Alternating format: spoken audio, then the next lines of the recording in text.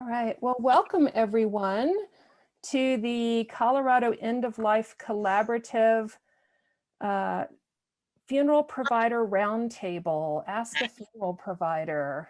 And I'm so excited to have our wonderful affiliate members here today who are funeral providers, and they are extremely knowledgeable and have some really good information to share with you. And so we're going to open it up and ask each of our presenters to tell you a little bit about themselves. And once we do all the introductions, then we're just going to open it up for questions, and it'll just be kind of organic, and we'll see where we go. And my guess is that this hour will fly by. So there's lots of good information and good questions to ask. So our presenters today are Jamie Sarche with Feldman Mortuary, and we have Emily Nelson, who is with Be a Tree Cremation, and we have Seth, I want to say it correctly, Vidal with The Natural Funeral. So I'm going to open it up. Jamie, I'll ask you if you would introduce yourself a little bit and just talk about Feldman Mortuary and your work and maybe how you got into this work. That would be interesting. It would be my pleasure. Thank you so much. It is such a pleasure to be with everybody today. I so appreciate the End of Life Collaborative. I love the approach of there is enough for all of us, and we're here to work together and help people get what they need versus being in competition. We all have the goal of helping people be less afraid of death, helping people to have better deaths, and helping their loved ones to do well after on their bereavement journey. And so I'm really honored to be with my co-presenters today. It's so nice to be with Seth and Emily, and I so honor the work that they do. I am the director of pre-planning at Feldman Mortuary, which has been serving the Denver community for 85 years. We just did this huge remodel and had an intention to do a great 85th birthday party, but it's COVID, so we will at 86, I guess. Our goal is really to walk the path with people as I hope to meet with them decades before their death and help them to provide a path for their loved ones to walk on when they need it most. Feldman's does really specialize in green burial. We've been serving the Jewish community for our entire existence and have expanded that to anyone who can benefit from our service. If we can take good care of you, we are honored to do that. In my work, I have really been committed to helping people to be less afraid of death and to just embrace the fact that aside from birth, death is the only experience that all of us will have. And I think we need to learn to do it better. I'm so grateful to be together today because talking about death is so very valuable and necessary and something that our community and our society says we should not do. It is one of the big taboos. And I really am working very hard to get rid of that taboo and to be an ambassador for having big and deep and important conversations. I come to this work, I really fell into it. I didn't know that funeral planning was a thing. I, about 12 years ago, heard that Jim Cohen, who owns Feldman Mortuary, was looking for someone to do prearranged funeral planning. And I knew it was exactly what I was supposed to do, even though I didn't have a clue of what it would entail. That actually has been incredibly meaningful to me. I had a friend die when we were in our mid-20s. She got a brain tumor at 26. And I really found that I was incredibly good at talking to her about the really hard stuff and really could navigate it well, and realized that that was really a gift. Having that kind of deep, important conversation about the really hard stuff was a gift. And so that's what I bring to this work. And I love this work so much and feel so honored to do it. And I'm really grateful to everybody who came today so that we can hear what you want to learn about and help talk about that. Oh, you're muted, Cindy. Thank you so much for that introduction and telling us about yourself. I would just for the purpose of sound, ask anyone who's not speaking if they would please mute themselves so we're not picking up a lot of background. That would be really helpful. Okay, thank you so much. I appreciate that. And next, I'd like to turn it over to Emily Nelson of Be a Tree Cremation. And Emily, could you tell us about yourself and how you got into this wonderful work? Yes, hello. It's so good to be with you all. I have been kind of exposed to death and curious about death for most of my life. First losing my birth mother when I was a young child, and then losing a boyfriend when I was about 19 to war. And I kind of like Jamie was just found that I was really comfortable in that space, not necessarily in my own grief, but really comfortable with others' grief and helping to cope with that and acknowledging the reality of death, which, like Jamie was saying, I think can really help us live our life to the fullest. So I really acknowledge you all for being here. That means a lot that you're showing up to an event like this, that you are acknowledging death in some way for yourself and for others in your life, and that can make a big difference. More recently, though, that I came to this work also kind of falling into it. I didn't know for my whole life that I would be in this line of work. I had a job opportunity to work for a large corporation that owns the huge majority of funeral homes all over the country. They own over 2,000. And so I was working for their corporate office in the marketing department.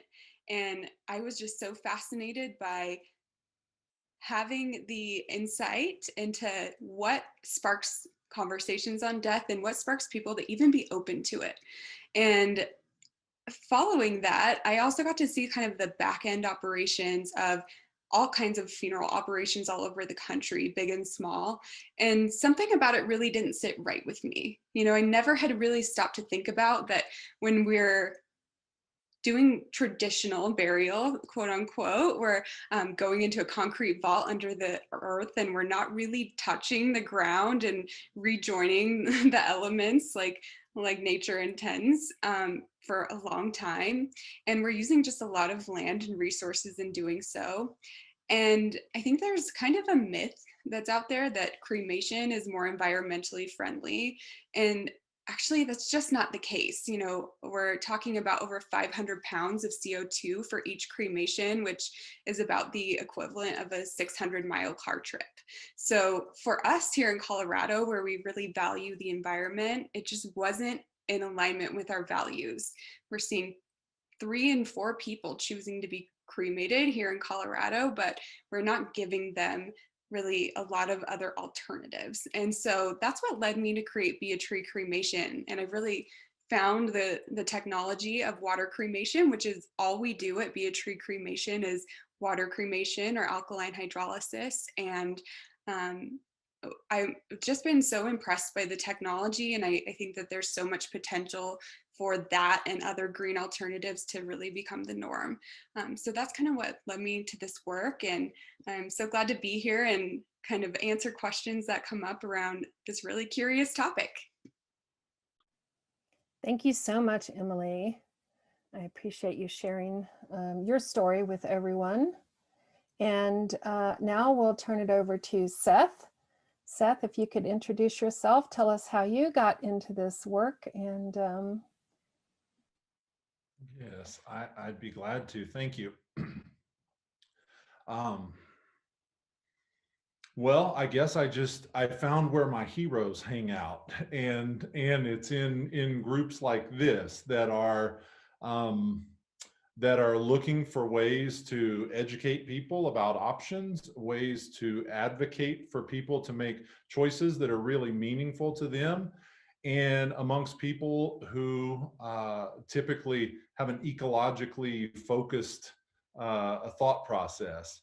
And I actually my previous lives have been in. I was in the Air Force in an intelligence community position, and then I did about a decade in high technology and networking, and then I started several companies.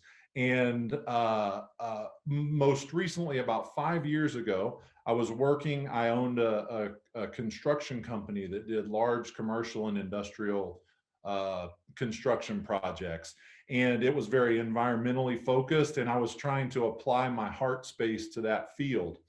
And out of nowhere, life threw me a curveball, like it does, and I encountered some health issues myself that were pretty emergent.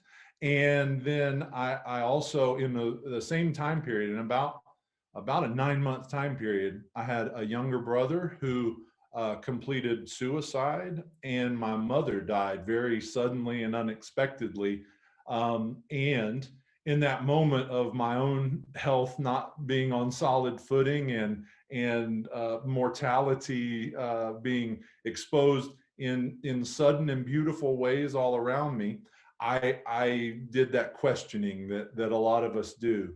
A lot of us on this panel right here do, and I entered that space of consideration, and I noticed in that moment that I wasn't in alignment in the work that I wanted to be doing in the world, and I wanted to expand uh, ways that I was giving. And so I sold the company and went back to school to, and my goal, my path was to become a doula. And so I was working as a volunteer with several hospice organizations and pursuing the ability to work as a social worker and in end of life care. And as a part of that, I attended a program that allowed me to do an internship. And one of the founders of the Natural Funeral, I had listened to her name's Karen Van Buren, and I had listened to her present on a topic that was dear to me, in-home funerals and in-home natural death care. And I called her and said, wherever you are, I want to come and do an internship as a way to learn about this work. And she said, well, funny, I'm opening a funeral home right now that's focused on a lot of these things. And so about 3 years ago, I began an internship at the Natural Funeral, and we quickly fell in love with this work. And I realized that this was actually the calling that I was, the path that I was on. And so I, before that internship was concluded, I had made an arrangement to become a partner at the company. And so I'm now one of the 3 owners of the Natural Funeral. And our mission in the world is to educate people about natural death care options. I love that Emily used the term traditional when she was describing our death care. And at the Natural Funeral, we use that word a lot, and we've kind of reappropriated it, where traditional means what we've been doing as humans for thousands of years. And so we do traditional work, which is to say we educate people about what's possible. We do a lot of in-home ceremonies and rituals. We do completely natural death care. So all of our processes focus on a beauty that is aesthetic rather than cosmetic. And we offer people emerging options that are ecologically focused. So for example, when people come to us and ask for burial, we try and steer them towards a green burial. And when people talk with us about even flame cremation, we tell them ways that that can be done more environmentally minded. And then of course we offer a similar service like Emily was describing. We believe in alkaline hydrolysis and water cremation. And so that's another service that we offer to families. So the natural funeral is in Lafayette. We're about 3 years young and excited to be in this market. We love answering questions. When we're not doing webinars here, we are engaging with students at universities about death care and dying questions. And yeah, I'm excited, and I'd like to turn it back over because I'm thrilled to get into the question phase. And really, I'm thankful to all of you who chose to be here, and I couldn't be more proud to be on this panel with you, Cindy and Jamie and Emily. Thank you so much, Seth. I learned something about you. I didn't know that about your background. That's fascinating. I love that people come to this work from so many different backgrounds and experiences and areas, and reasons why they find this passion. So I appreciate you sharing your introduction there. What I'd really love to do is open it up. We have a wonderful group of attendees today, and we're so happy all of you have joined us. And I would just remind you that we are all compassionate, caring, kind people who really try to make this topic easy to talk about. So I would say around funerals and funeral planning and body disposition, there is nothing off the table. You're welcome to ask anything, even if it feels uncomfortable for you. We'll try to make that comfortable in talking about it. So if anyone has a burning question, feel free to unmute yourself. And if everyone else would just stay muted until you would like to speak up. You're also welcome to put questions in chat if you don't feel comfortable posing it yourself. You could do that, and I'll be happy to ask the question for you. And recognize that if you're brave enough to ask the question, chances are someone else has the same question. You know, what I have always found, and I do a lot of education just like Seth does, and what I always find is that people will almost always say, I have the weirdest question. And quite honestly, it's never weird. It's never a question I haven't heard a million times, except for once. And if you want to know that story, I'll tell you that later. But it's almost always questions that I've heard a million times. It's just that people feel weird for talking about it. And our goal is to help you not to feel weird. I have one. So like you just said, Jamie, it's kind of a hard topic to talk about, and a lot of people seem to shy away from it. So what type of questions are you asking, or how are you asking questions to make people feel comfortable to talk about it? So one of the things that I think is so important is to start using direct and correct language. I actually just was on a conversation with somebody. They're creating this app, and it's all about death, and it's about obituaries, and it's very interesting. And they're using language that I think is difficult and makes this worse, which is the language of passing and transition, and like they just can't even use the word death. So I would say that's the biggest thing, is to start using correct language. Just like years ago, parents would talk to their kids about their body parts using euphemisms, and they would talk about their wee-wee and their pee-pee and their hoo-ha. And that taught the kids that their body parts are shameful and weird and not to be discussed. And so if they had a problem, or God forbid someone were touching them inappropriately, or they had an infection or whatever, they couldn't get the help that they needed because they were told, subconsciously, that they're not allowed to discuss it, that it's stigmatized. And that's what we still do with death. And so that would be my biggest suggestion, is really start being an ambassador for using the correct language, and just start talking about it, because the vast majority of people are super interested in the topic. They're just told they shouldn't be. Great points. I want to recognize Sarah, who had her hand up, and she also put in the chat, how does one become a tree? And I think, Emily, that is probably going to be directed at you. Sure, yes. And I know Seth may have something to add to this as well, because they're all about the same thing, which is returning to nature.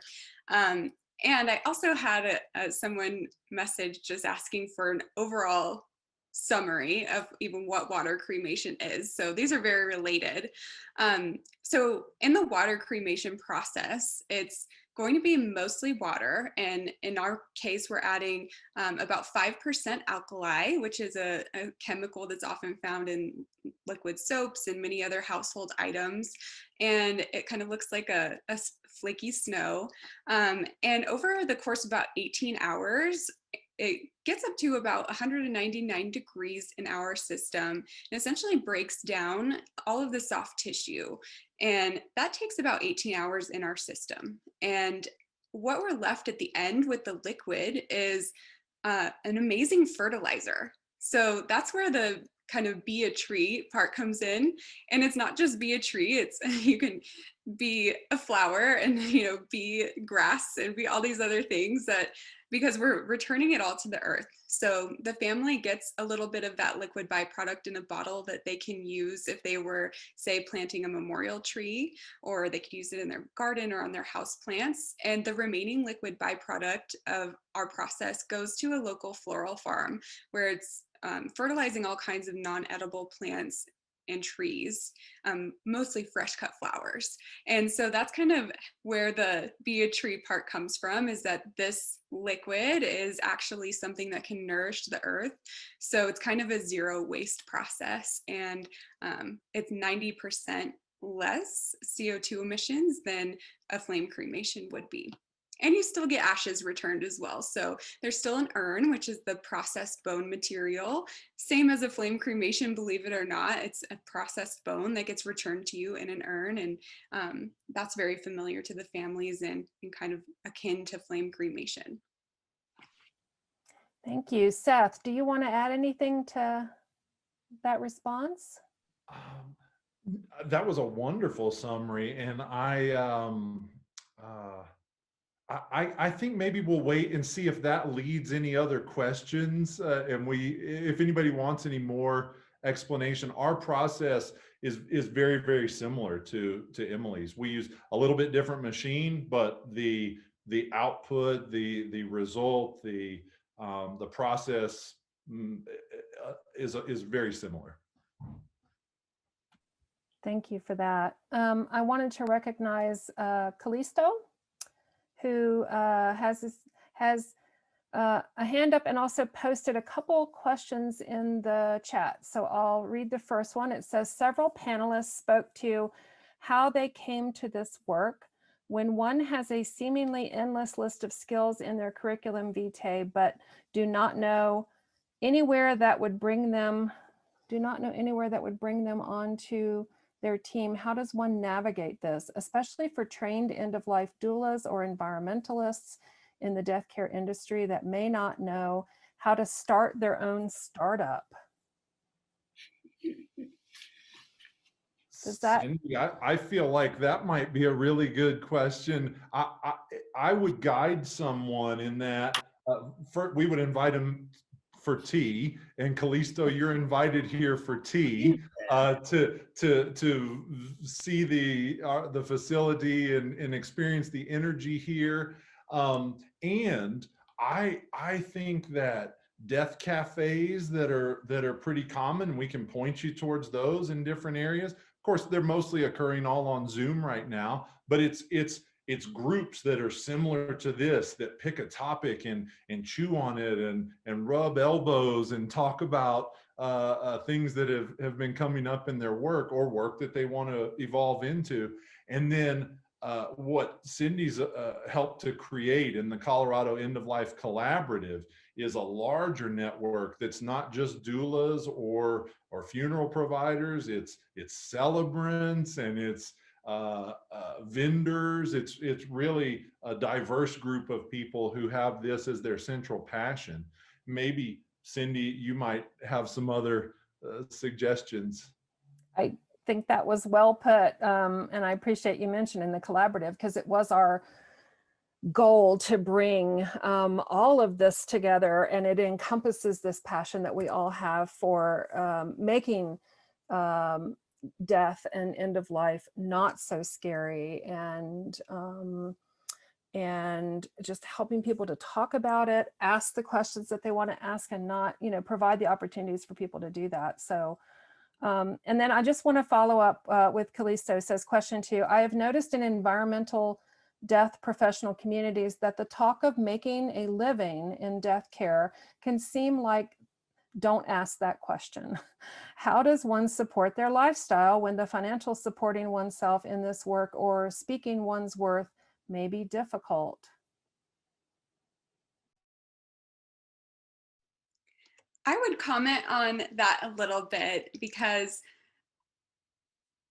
I think that it is true. I think that I've seen a lot of death care professionals who are really interested in the space and can't quite get to the place where it's 100% how they make their living right now. And my sense is that there's a tide shift coming, where I'm hearing in the mainstream media more and more about death doulas and death work and environmentally friendly options. And I think that it's kind of a little bit of a game of, start somewhere and just start where it interests you and where you're curious. And maybe over time you can transition that into something that will be sustainable for you financially. And maybe it's something that you do that just feeds your soul. I kind of jumped into the deep end of the pool with starting a whole business around it, but that's not the only path. And so I would just encourage you to follow your curiosity. And I believe that there is a shift coming where this will become more and more in demand. And I would jump in too, because there are lots of ways to be involved in this. So I'm not involved typically at the time of a death. I help people to put their own plans in place long before they're needed. And so that there are jobs available to do prearranged funeral planning. And I don't know if it speaks to you, it might not, but it definitely is a way to be in this space. It speaks deeply to me, and there is that emotional component for me. I don't know that that's true for everybody who does prearranged funeral planning, but I would be happy to talk to you too. I'm really happy to have tea as well. So I think that one of the things that this whole collaborative speaks to is a real sense of abundance, and a sense, just as Emily said, that there are great things happening in this space, and we're all here to support each other in the ways it works. Thank you for that additional information. Wow, the sun is coming in. I'm going to blind everyone. And I just want to follow up, Jamie, when you were talking about using the correct terminology, Sarah reminds us, correct language, correct for whom? Because perhaps terminology is cultural. In some cultures, we never die. Death doesn't exist. And, in some cultures, talking about death will bring it on. That is the belief. So yeah, just taking that into culture, I just wondered if you had anything you wanted to add about that. I think that's a great reminder. I am speaking of the physical body. So certainly there are spiritual beliefs that are beyond that, but I am really speaking of the physical body, and having the correct terminology about the physical body. And the concern that I really have is when we are so subtle in the language or careful in the language that makes people think they shouldn't talk about it. And I find that to be really stigmatizing. But it is not speaking to cultural beliefs of what happens to you after your physical body dies. You know, and there are many, many spiritual beliefs that, and I honor all of those spiritual beliefs. I am really speaking to the physical body in this life. And not to say there aren't other lives that come after this, but the physical body, that's what I mean. But thank you for that reminder, and for me to make sure I couch it in that way. Well said. Okay. So Linda is asking, how expensive is the liquid cremation? Seth and Emily, do either of you want to tackle this one? We can both tackle it, and we have different answers. I can tell you that from the natural funeral, our cost for water cremation is $4,995, and it's not just for the water cremation. There's sort of some additional services and support that come with that, and I'm happy to talk about those, but a starting point from the natural funeral is $49.95. Yeah, and likewise here, again, we have, you know, different facilities, different teams. So, you know, take a look at the offerings and you can really see kind of what's involved. But our packages are going to start at $2,100 and go up from there, depending on what the family wants in terms of their urn and any assistance with their final resting place. Like if they would want assistance planting a tree, we do that as well. So that's where our packages start. And we do, you know, we want it to be in reach, and we also acknowledge that it takes a longer time than a typical cremation. So there is that to be involved in the compensation as well. Celia, I see that your hand is raised. You also have a question in here. Did you want to ask it yourself, or did you want to ask another question? Yes, I can ask out loud Sure. to Seth, I guess, because I'm an end-of-life doula, and actually we know each other. I had a client that was dying back then, and I gave the funeral, the natural funeral, a recommendation for them, but they needed embalming because the body was going to fly over to Florida, and so they kind of gave up since the start. And I'm curious about the alternatives. So how one would deal with it. I know there is a ice, you know, dry ice or something, but I'm curious to know how you deal with that, please. Yes, thank you for the question. And so I'm not an embalming expert, but I will acknowledge that it does a couple of things. It does something which has to do with the appearance of the body after it is dead, and it has something to do with the preservation of the body after it is dead. So to speak to your question about transportation, that's very much a preservation related question. Exactly. Yes. And so I want to tell you that we actually transport by air non-embalmed bodies out of state very regularly. And we help families to do that. There are requirements that are, it's interesting when you're crossing state lines having anything to do with a funeral, because then you're really dealing with two sets of regulations, and sometimes they're hardly compatible.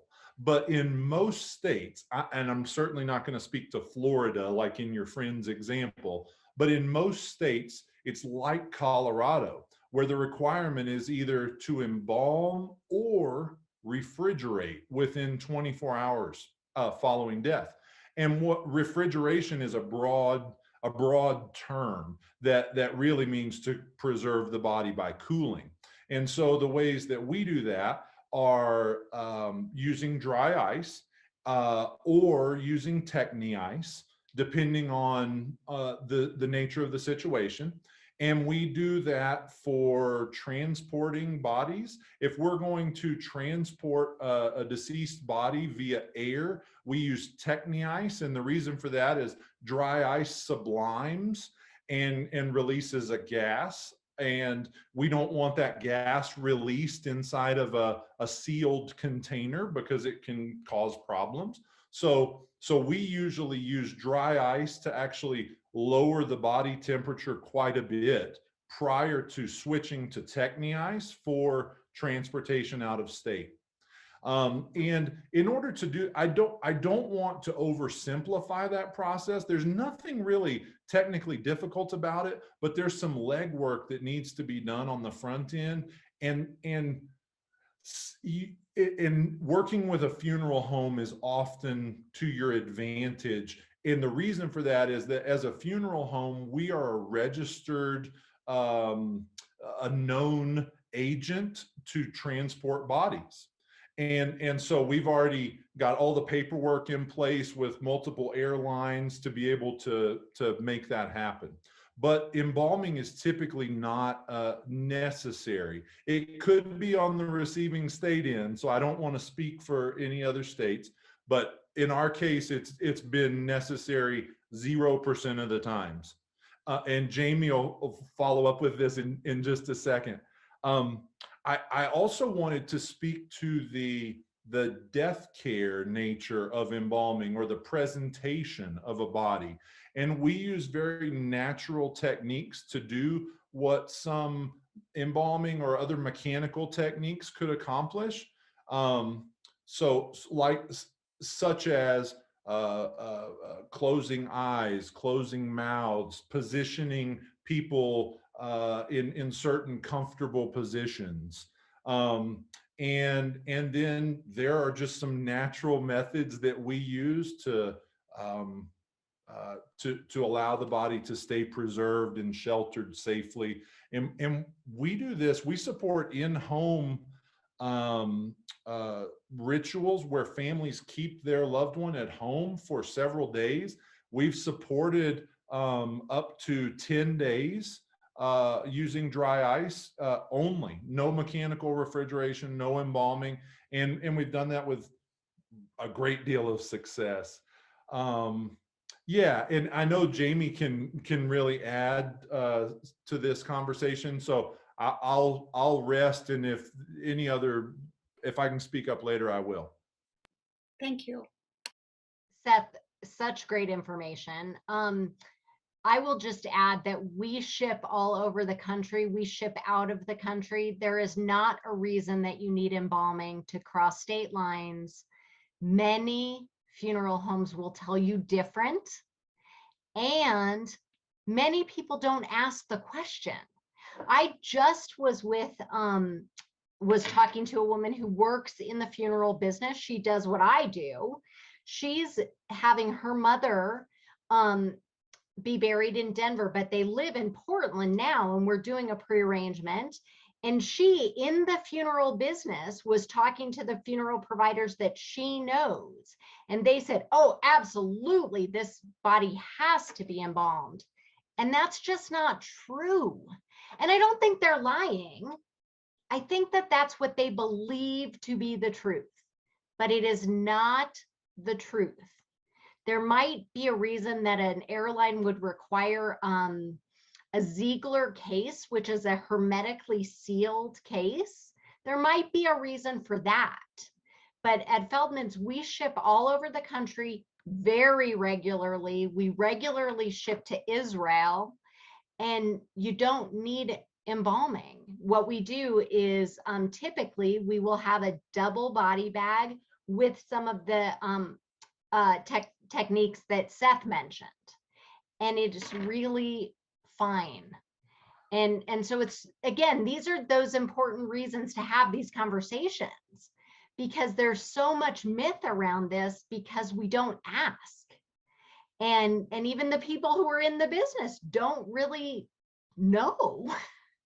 So thank you for asking that question. It's really important. Thank you.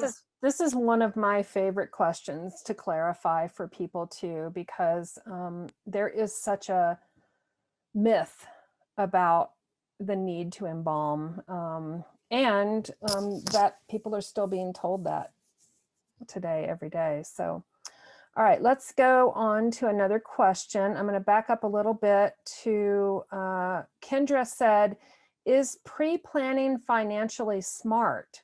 Any tax implications? I'm guessing that's for me, but Emily and Seth weigh in too, but it's really smart. It's really, really, really, really, really smart. When you pre-plan. Is it smart? It's smart. When you pre-plan, you get today's costs for future services. And the national average on inflation for a funeral is 7 to 10% a year. So that's a big deal financially. And it's not inexpensive right this minute. I mean, Seth mentioned, you know, for water cremation with memorial service might be $5,000. That might be true with fire cremation. Burial in the ground, that could be $15,000 and more today. And so when you're doing it now for services that are hopefully decades away, you can lock in today's cost. Now, I will say that doesn't mean every funeral home does that. So it's really important that you interact with a funeral home that guarantees their charges. At Feldman's, we have the guaranteed section. That's typically everything that Feldman's controls the cost of, and then the cash advance items. So that might be the newspaper notice, an honorarium for the clergy person, the death certificates, things that we don't control. And we don't have a cemetery, so we don't control that. And I always encourage my clients to pay that directly to the cemetery so they get today's cost for that too. Sometimes there might be reasons that we would put it into my plan. The funds, when I do it, gets held by an insurance product. So that's very protective of the consumer. If for some reason Feldman's went out of business, that money is there, held by the insurance company, and it's also reinsured by a Colorado fund. So the money is always available. And if you do a plan and you move out of state or whatever, it can go with you. In the plans that I do, every dollar goes with you. The plans that like the big national corporations, that's not true. So we have to be careful and ask a lot of questions. And I'm a big proponent of using family-owned funeral homes and not big national corporations or international corporations. So there are definitely questions to ask. I am incredibly committed to being very transparent. So I will always tell you anything that I know, even if you don't know the questions to ask. I'm careful to share more because we don't know what we don't know. As far as tax implications, people ask me all the time if it's tax deductible. It's not. But it is so smart. I did my own plan when I was 41, and I paid for it over 5 years. And if God forbid I had died during that time, my loved ones would not have made a decision and would not have paid $1 because I took care of it all. So yeah, it's a great idea. Thank you for asking. Seth or Emily, did either of you want to add anything to that? Jamie's got it. She is the true expert there. I think I want to add one thing that I know Jamie would have added if she'd have said 3 more sentences, and it is that in addition to being financially wise, I think that there's no clearer way to communicate to your family exactly what's important to you and to document your values. And so you're talking to people who do this every day for a living, and there are no shortage of people who sit across from this table that I'm sitting at right now, siblings, and they have no idea what their parent wanted. And one of them remembers a story where I think mom was cool to cremation, but somebody else was buried in another place, and just that clarity is worth so much. So that's all I wanted to add. You're absolutely right. It is a financial gift, but quite honestly, even more, it's an emotional gift that our loved ones know that they've done exactly the right thing. That gives them so much peace of mind. It helps them to grieve in a much healthier way. Yeah, thank you, Seth. That's exactly right. Thank you. I love all of those points, especially about having the conversation so people know what you want. Okay, so Callisto says, have you navigated options nationally around alternate and growing funerary and disposition options? I've been in Washington. We know we were talking earlier about Washington. I've been in Washington for 6 years, completed most of my training here, and started mortuary school in Washington. But I'm moving to rural Maine, and the aspect of being a death care pioneer is daunting, or finding that our community, my own community on my own. I would like to just take this opportunity for any of you that would like to answer this because of Washington to just briefly bring up the human composting option that is now available in Washington. And I know, Callisto, you're probably familiar with this, but we are working to get this brought to Colorado as well. So I wanted to just take the opportunity of mentioning Washington to mention this as an up and coming option. Who would like to speak on that? Jamie, Seth? I can start, and then maybe my peers can fill in. Yes, a part of our mission is keeping ourselves educated about things that we can believe in and things that we want to reach for to bring to make accessible to our clients and our community. And so Washington State's a perfect opportunity to talk about natural organic reduction or human composting, which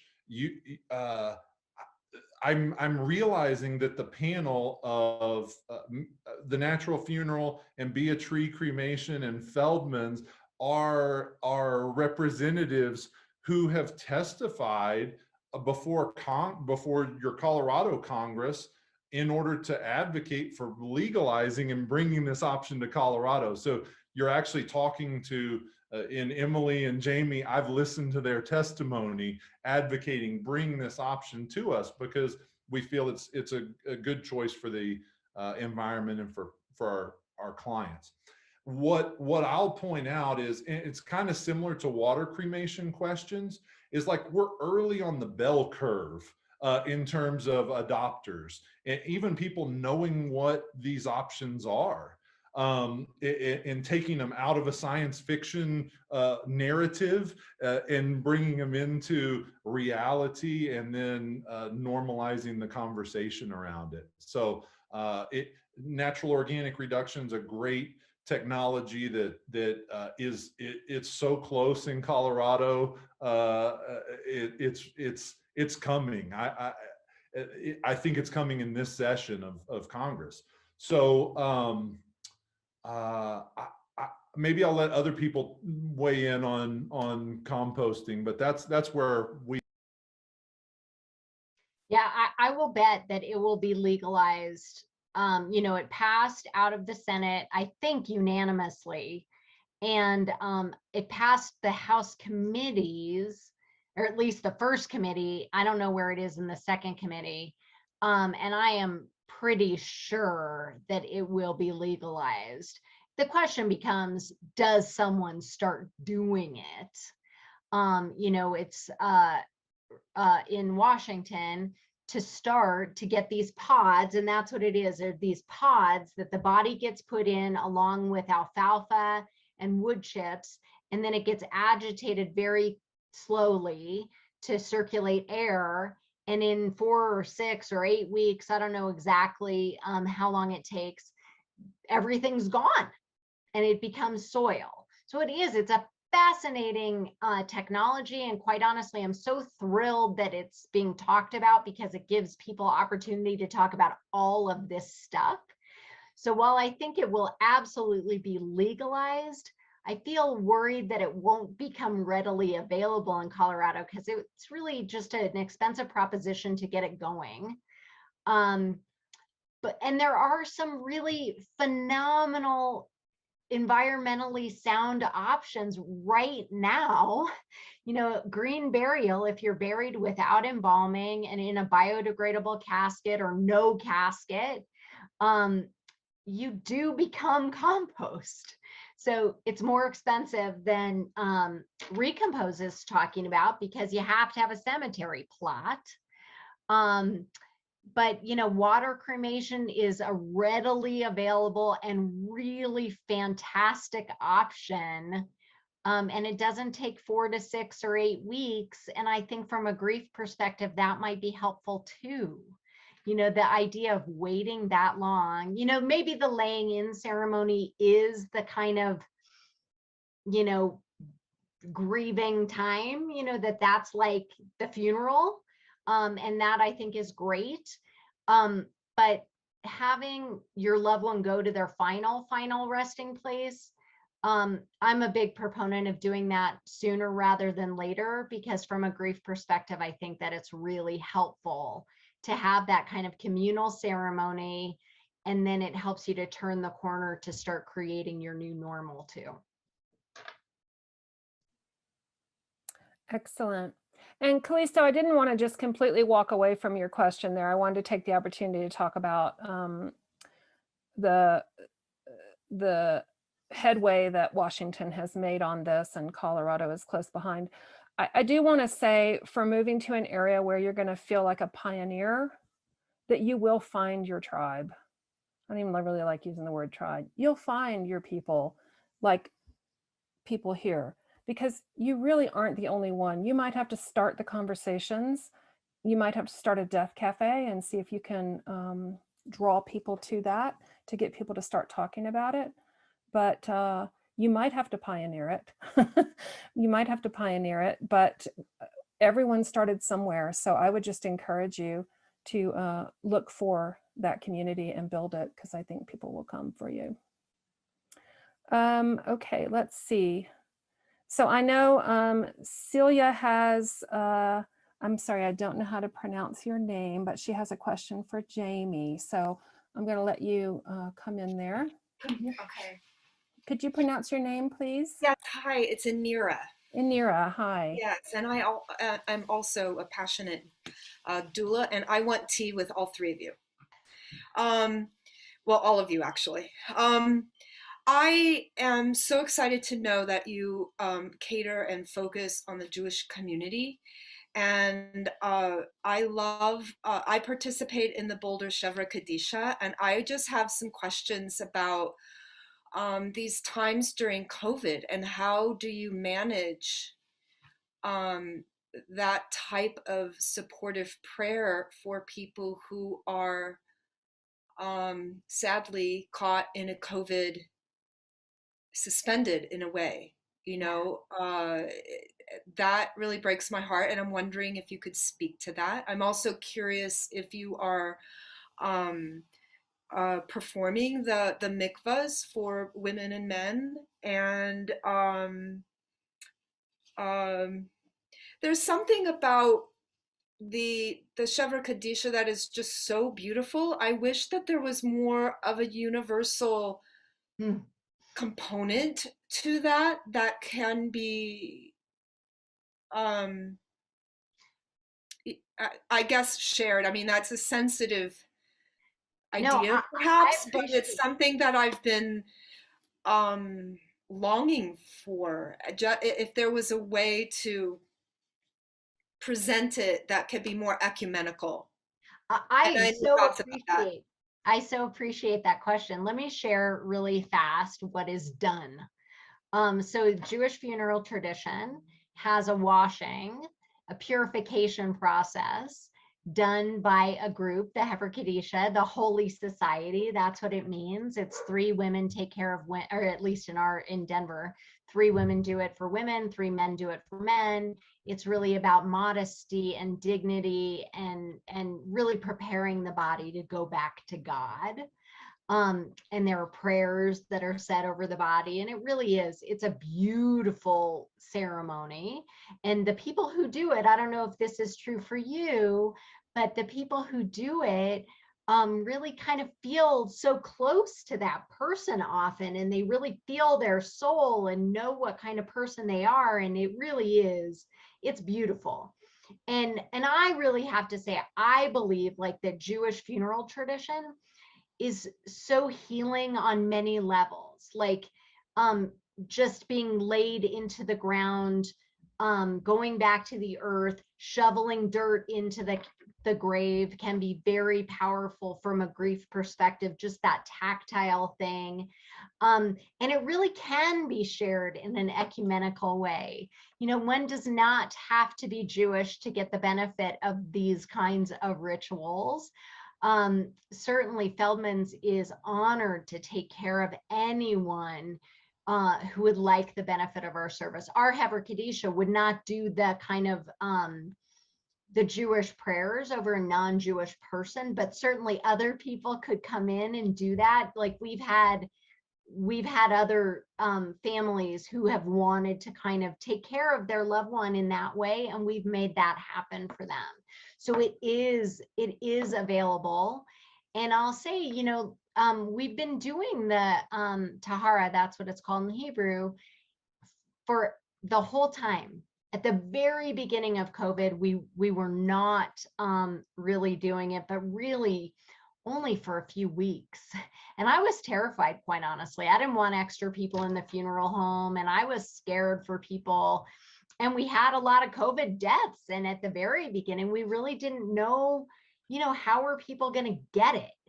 The good news, though, is in funeral service, ever since HIV, we've been using universal precautions. And so we have lots of PPE and with everybody. And so the funeral directors were really feeling like, I think, scared, but also confident that, you know, they're protected because they always protect themselves.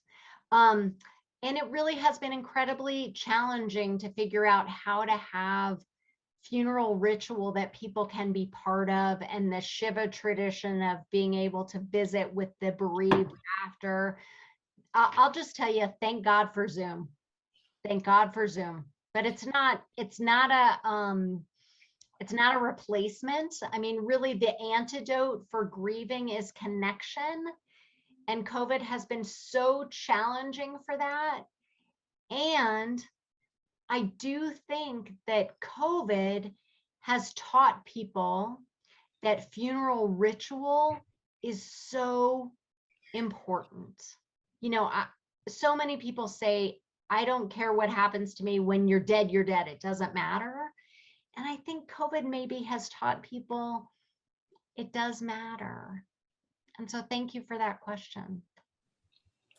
Thank you so much for that. And I want to be very cognizant of the time for everybody on the panel and everybody who came today. We are at the end of our webinar for today. I did note that the Natural Funeral says call for a tea time. Call the Natural Funeral in Lafayette for a tea time. They would love to have you. I actually think that we should, when COVID is over, have a big tea time with all of us in person. Wouldn't that be lovely to do that? So we'll definitely plan for that when that day comes. But in the meantime, they'll be happy to host you. So there will be a copy of this recording posted on the YouTube channel for the Colorado End of Life Collaborative. It will also be on our Colorado End of Life Community Facebook page. So and call Jamie for anything that you need at Feldman Mortuary in Denver. And I know Emily, I'll just sound off for her. Give Emily a call at Be a Tree Cremation. You can find all of them on the web for their contact information. So I appreciate everybody who came today. This conversation could probably be 3 hours. It'd be so easy to just talk forever because there's so much to learn and so much to share. So thank you, panel. Thank you. Cindy, I have a quick question. Yes. Yeah, it's Crispin. There were some really good questions in chat that there wasn't an opportunity for the panelists to address.